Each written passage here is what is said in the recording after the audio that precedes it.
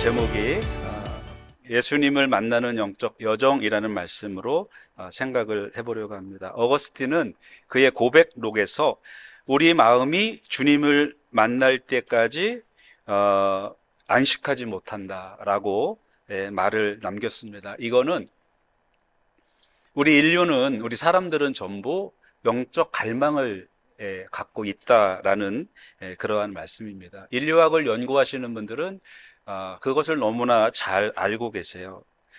인간의 영적인 갈망은 어느 시대나 어느 문명이나 어느 세대를 막론하고 항상 영적인 그러한 갈망을 갖고 있었다라는 것입니다. 모든 문화와 모든 문명의 종교가 존재하는 이유가 사람들은 우리 내 안에 하나님이 영적인 프로그램을 조장을 시켜놔서 그냥 사람은 하나님을 믿을 수밖에 없게, 아니면 신을 믿을 수밖에 없게 그렇게 프로그램이 되어 있다라는 것입니다. 그래서 이 영적인 갈망은 사람 누구에게나 있는 그러한 보편성 이라는 것입니다. 그래서 심리학이나 또 철학이나 신학이나 인류학이나 심지어는 과학까지도 그 종교의 영역을 과학에서 연구를 하고 그럽니다. 그래서 우리가 이제 교회나 이런 데서는 영적인 활동과는 다르지만 왜 과학에서는 사람들이 종교를 가질 수밖에 없나, 그런 거를 많이 연구를 합니다. 그런데 결국에는 과학도 의학도 모든 것에 한계를 가지고 있기 때문에 과학 뒤에, 의학 뒤에, 철학 뒤에 항상 종교적 질문이 따라오게 되어 있습니다. 이게 왜 이렇게 되냐라는 거죠. 예를 들면 요즘에 물리학의 주류를 이루는 빅뱅, 어떻게 시작되었는지는 알잖아요.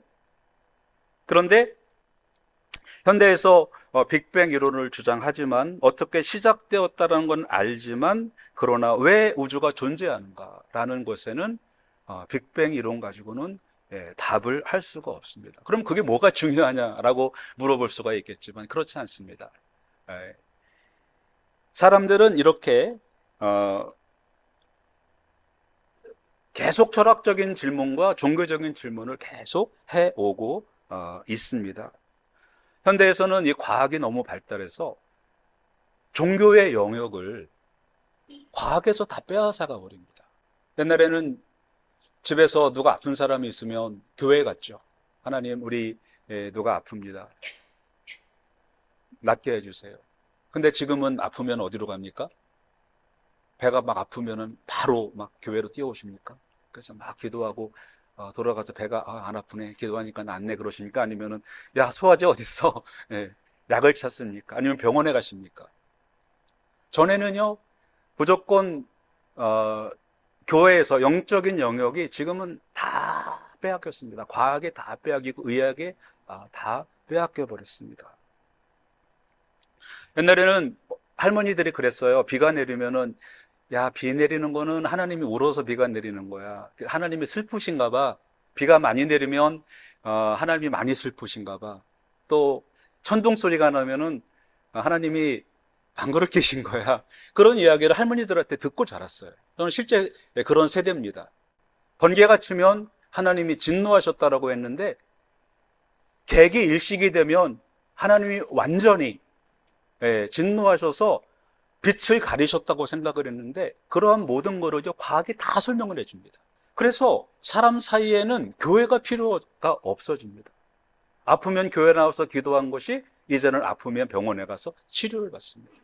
그래서 옛날에 그 미국에서 어떤 그 교육 혁명이 일어났을 때 미국 학자들이 한 얘기가 그겁니다. 앞으로는 종교가 필요 없다. 왜? 모든 거를 교육이 다 해결해 줄 거다. 배우면 된다라는 거. 그런데 교육이 해결해 줄 거라고, 이념이 해결해 줄 거라고, 공산주의가 나와서 공산주의가 해결해 줄 거라고 생각을 했는데, 공산주의도 오히려 공산주의를 따랐던 사람들은 오히려 더 안 좋은 그러한 결과를 따라갔죠. 베르너 하이젠베르크라는 그 양자역학, 그 미시세계를 연구하시는 분이 있는데 그분이 하신 말이, 입자의 위치와 운동량을 동시에 측정할 수 없다라는 이야기를 했어요. 그게 무슨 의미가 있는지 사실 저도 잘 모르지만 이 말의 의미는 그겁니다. 과학으로 모든 거를 설명할 수가 없다라는 거예요. 그러면 이 문제를, 사람들의 영적인 갈망을, 이거를 누가 해결하고 누가 이 문제를 해결해 줄 수 있냐라는 거죠. 전도서 3장 11절에 또 사람에게는 영혼을 사모하는 마음을 주셨느니라. 시편 42편 1절에 하나님이여 사슴이 시냇물을 찾기에 갈급함 같이 내 영혼이 주를 찾기에 갈급하나이다. 즉 그렇게 과학이 발달하고 의학이 발달하고 세상 모든 학문이 교육이 발달한다 하더라도 결국에는 사람들이 그걸 가지고 만족을 할 수가 없다라는 거예요. 영적인 그런 어떤 충족을 다 누릴 수가 없다라는 것입니다.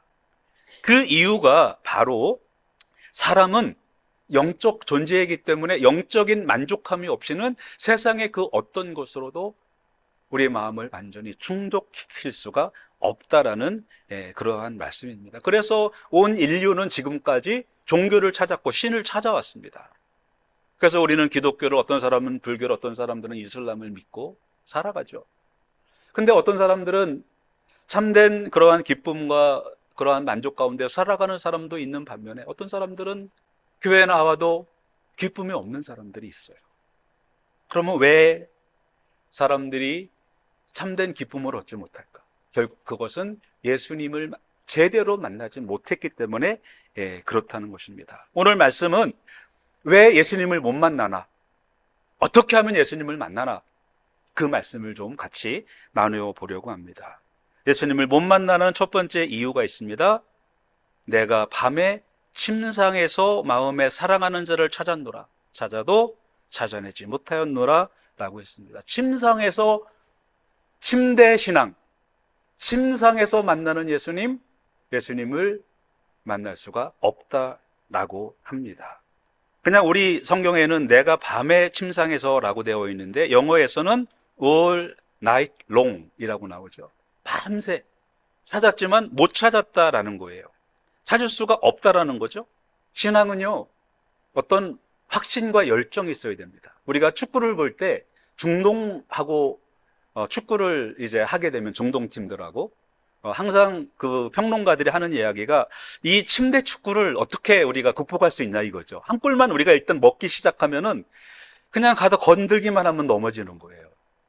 경기가 진행이 안 됩니다. 그리고 침대 축구를 보면 진짜 재미없죠. 경기가 수동적이고 관중들도 지루해하고 또 선수들도 이거 뭐 하는 거야? 막 공 발로 차고 막 신경질 내고 그러다가 선수들끼리 싸움하고 그러잖아요. 그런 것처럼 침대 신앙, 이거는 성장에 매우 예수님을 만나는 데 있어서 굉장히 안 좋은 형태의 신앙입니다. 유튜브를 보시는 분들은 죄송합니다.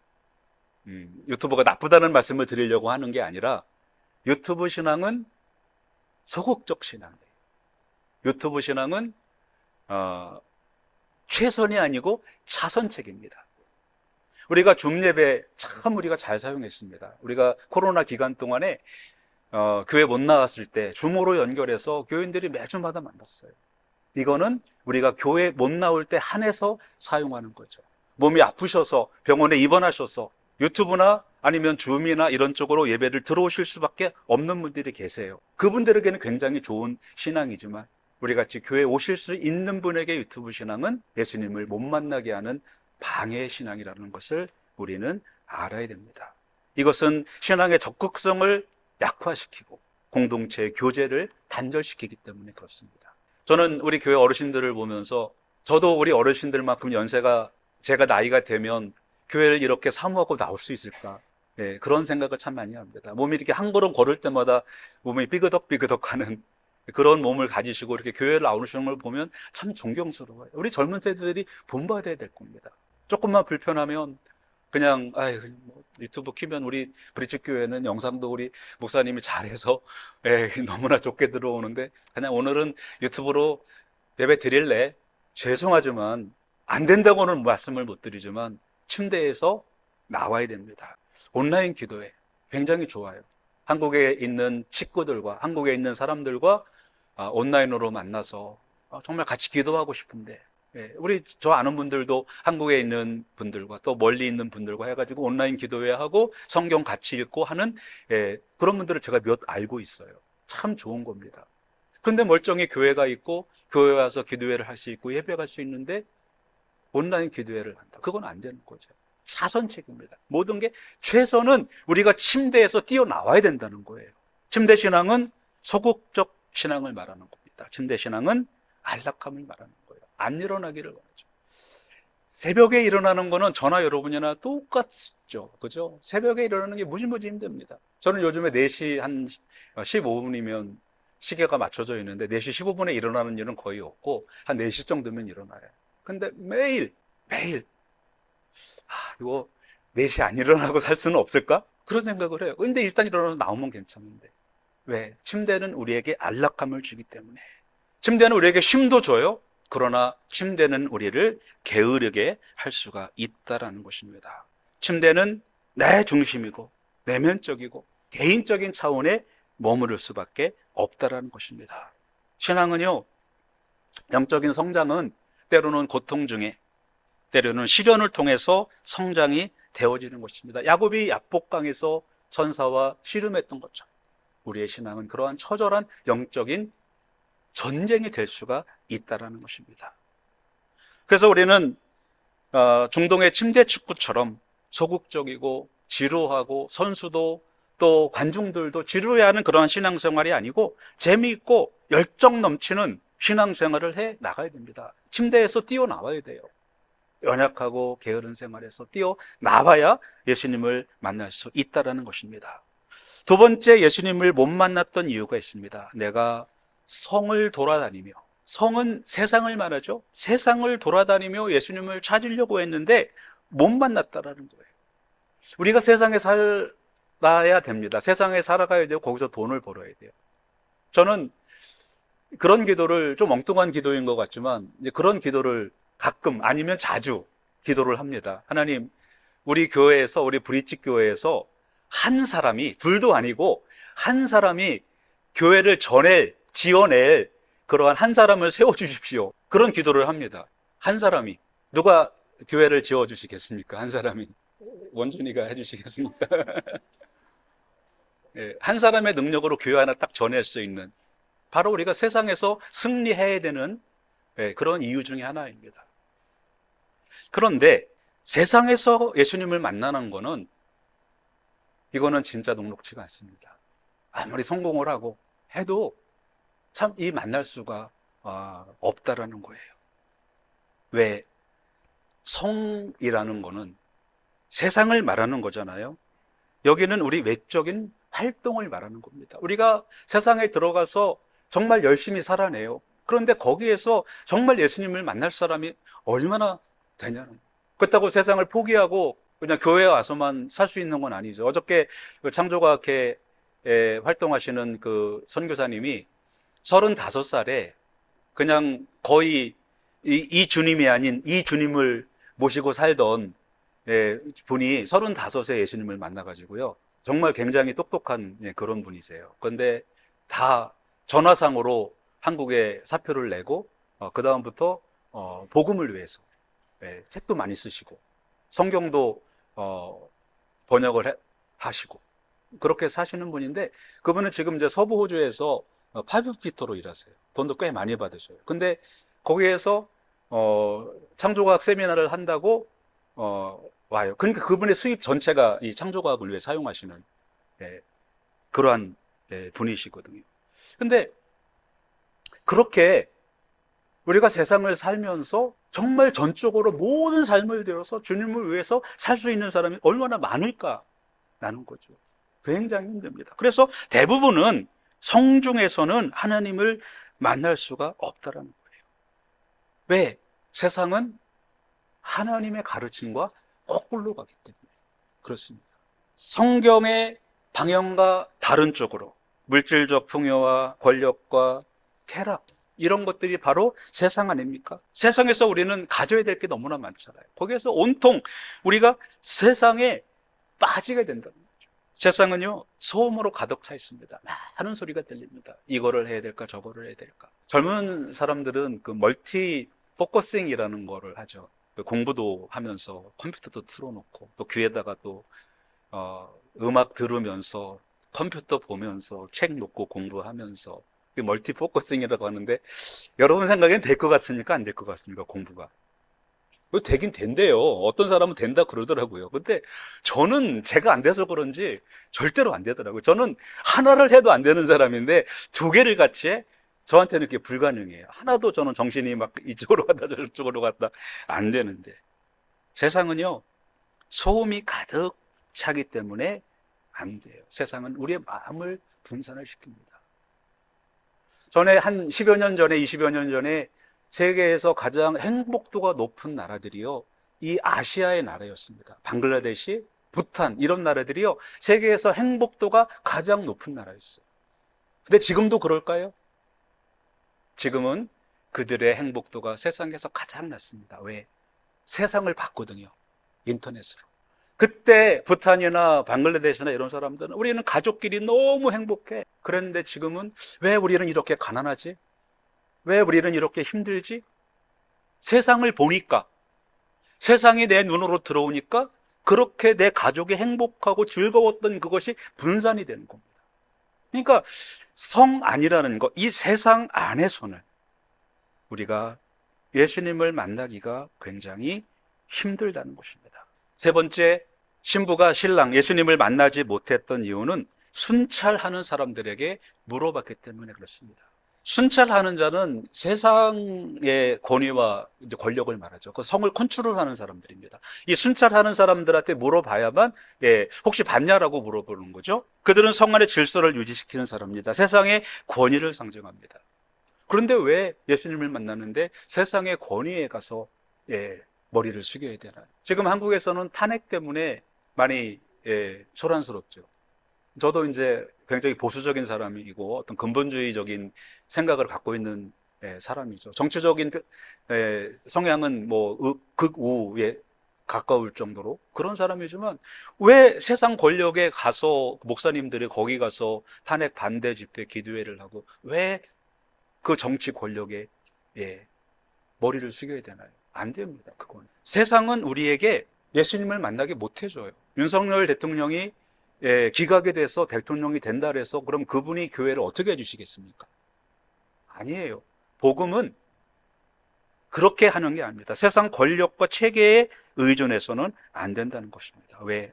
오히려 세상 권력은 하나님의 임재를 가로막게 되는 거예요.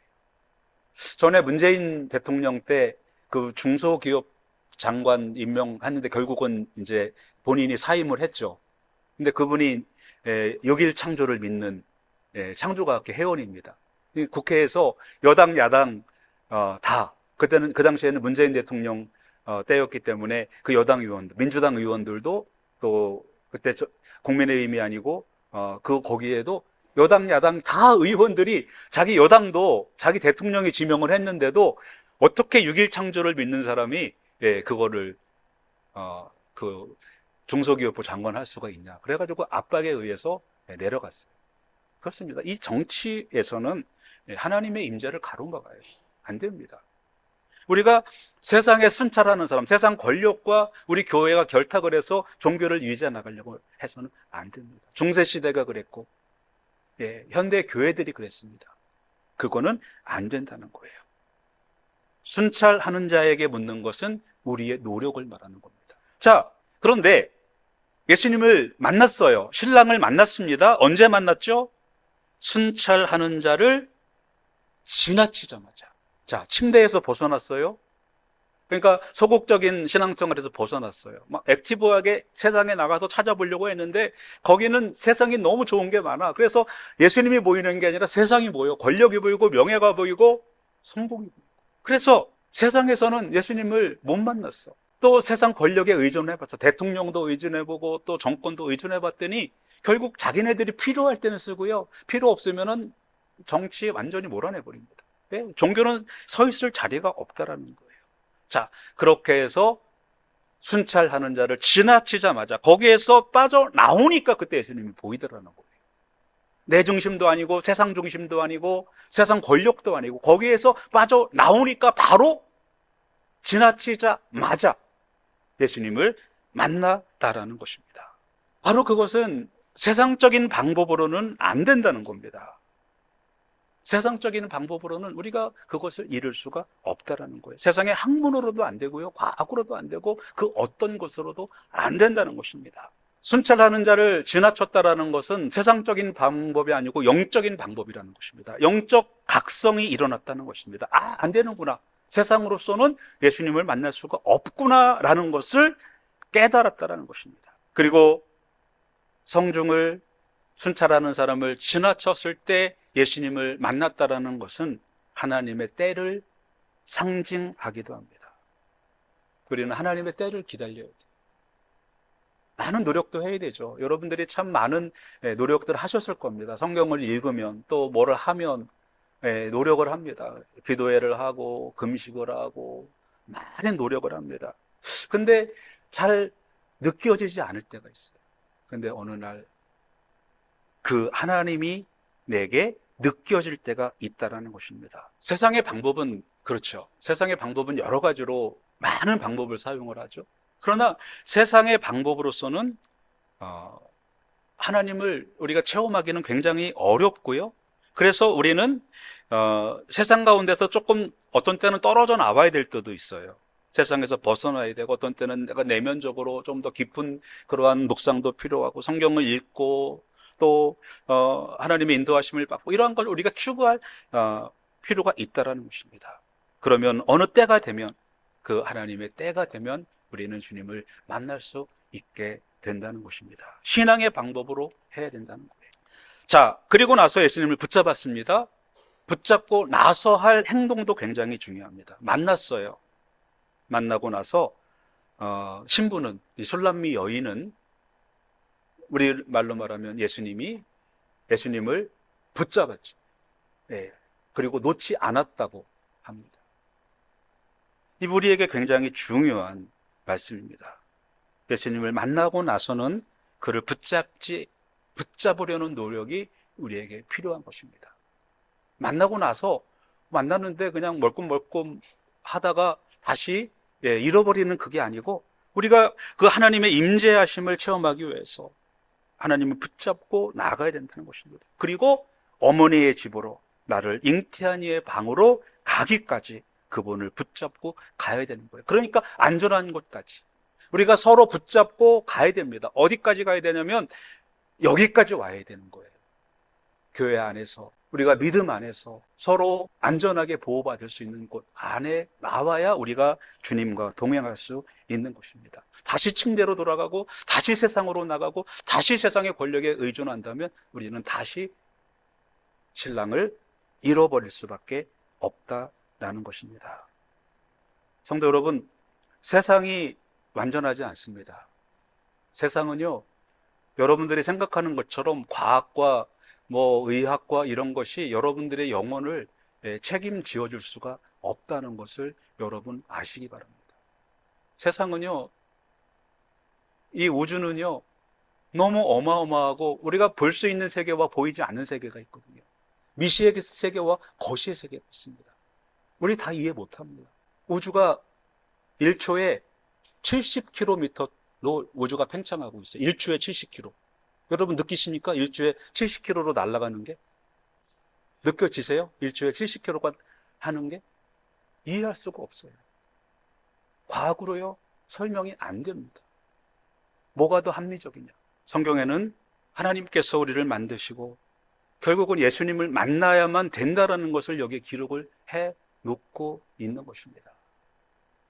그래서 우리의 답은, 우리의 신앙생활의 목적은 예수님을 만나고 그분과 동행하고 안전한 곳까지 가는 것이 우리 신앙생활의 목적이 되어져야 된다는 것입니다. 여러분, 침상에서 일어나시기 바랍니다. 시장으로 뛰어나가세요. 그러나 거기에는 예수님이 계시지 않습니다. 한번 세상에 의지해 보세요. 거기에서도 예수님을 만날 수가 없습니다. 내 노력과 내 의지와 내 모든 것을 극복할 때, 그때 거기에 예수 그리스도가 계시는 것입니다.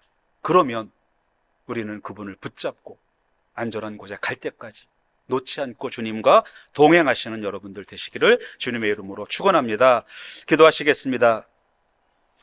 하나님, 오늘은 예수님을 왜 못 만났는지, 왜 만났는지, 또 만나면 어떻게 해야 되는지 그 말씀을 생각해 보았습니다.